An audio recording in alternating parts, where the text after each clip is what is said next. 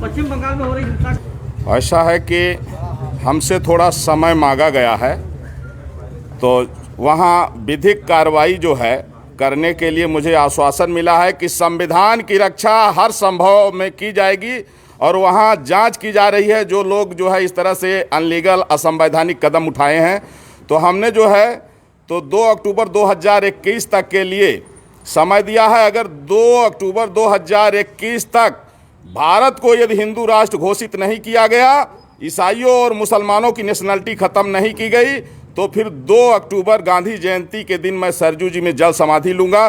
क्योंकि देश का विभाजन हिंदू मुसलमान के नाम पर हुआ है और मुसलमानों ने उस समय जो है कहा कि हम हिंदुओं के साथ नहीं रह सकते हैं, हमको अलग देश चाहिए, और पाकिस्तान बांग्लादेश उनको दिया गया जो मुस्लिम देश घोषित हो गया।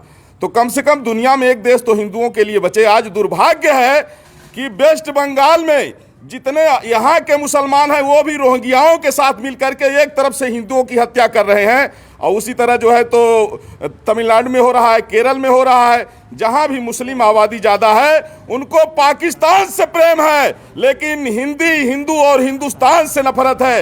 ये हिंदी, हिंदू और हिंदुस्तान के वजूद को मिटाना चाहते हैं।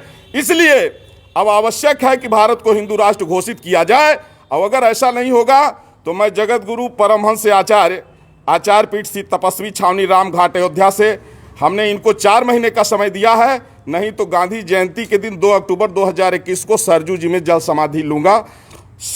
आशा करता हूं कि आदरणीय प्रधानमंत्री नरेंद्र मोदी जी के नेतृत्व में संविधान की रक्षा के लिए यह महत्वपूर्ण कदम जरूर उठाया जाएगा।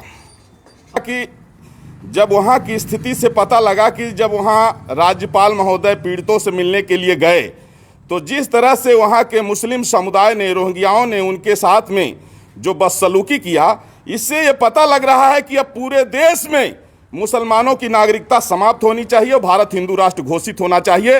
नहीं तो 13 बार भारत के बंटवारा हो चुका है और अब स्थिति में भारत नहीं है कि फिर से ये बंटवारा झेल सके। तो इसलिए राष्ट्र की एकता और अखंडता के लिए चाहे जान चले जाए, लेकिन मुसलमानों की नागरिकता समाप्त होनी चाहिए, भारत हिंदू राष्ट्र घोषित होना चाहिए, और इसके लिए हमने 4 महीने का समय दिया है। महाराज जी, अगर वो यहाँ शरणार्थी बन के रहेंगे, जब यहाँ पार्टीशन नहीं हो रहा था, हिंदुओं ने कहा कि नहीं हम भाई भाई हैं, मिल के रहेंगे, तो उस समय जो है 16 अगस्त 1946 को मुस्लिम लीग ने जिन्ना के कहने पर डायरेक्ट एक्शन डे का फरमान जारी किया, जिसमें कई लाख हिंदुओं, कई लाख सिखों की हत्या हुई थी, जिसको कलकत्ता किलिंग के नाम से जाना जाता है। तो जब वो देश बट गया, धर्म के नाम पर बटा, उनको अलग देश मिल गया, और पाकिस्तान बांग्लादेश में हिंदुओं की नेशनलिटी नहीं है, इसलिए हिंदुस्तान में इनकी नेशनलिटी खत्म होनी चाहिए। अगर इन्हें रहना है तो ये शरणार्थी बन के रहेंगे, लेकिन नागरिक बन के नहीं रहेंगे।